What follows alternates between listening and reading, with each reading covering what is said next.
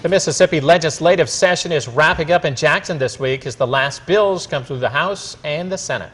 News 25's Alyssa Meisner is up in Jackson today and joins us live from the Capitol to give us a recap on the 2014 session. Alyssa. It was a busy day here at the Capitol. Legislators first thought that they might be able to go home today, but after the governor called a special session and debate continues on the funding for public transportation, it looks like they'll be here until Friday. Now, with the session starting to wrap up today, I met with some coastal representatives who gave me the updates on the greatest bipartisan efforts of the year. Mississippi's 2014 legislative session was heated, but on key issues, legislators across the aisle were able to vote together. One of the biggest bipartisan efforts of the season was the 2014 budget. And those come from different parts of the state who have different representation, different senators.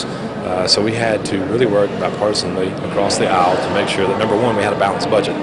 But number two, that the moves that we took and the budget that we presented was responsive to the needs of the people. The budget was balanced and a rainy day fund was increased by 5% in case of a future disaster like Hurricane Katrina. The budget is just over $6 billion, an increase in response to greater revenue and growing financial demands of many governmental organizations. One of those organizations was Mississippi teachers, who will be receiving a pay raise under an education bill. I was a teacher in my previous life, and it was probably the hardest job that I have ever done. And in order to get the best teachers and retain the best teachers, I think, it's a market-driven thing. We're going to have to pay them to get the best teachers, and we've got great teachers in Mississippi, and we need to compensate them for what we do. Another crucial bill to be discussed in this building was the criminal reform bill. It focused on mandatory sentences for violent criminals and rehabilitation for nonviolent criminals who had been arrested for drug or property crimes. It was Republicans and Democrats coming together in the Senate.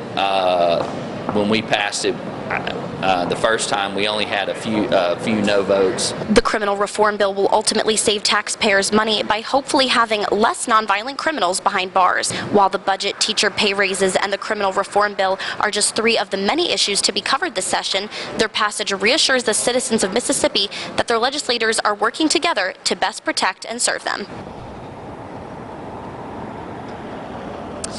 Now, one of the last bills to pass the House and be headed to the governor's office today is Katie's Law, which deals with DNA testing, making it easier to catch criminals.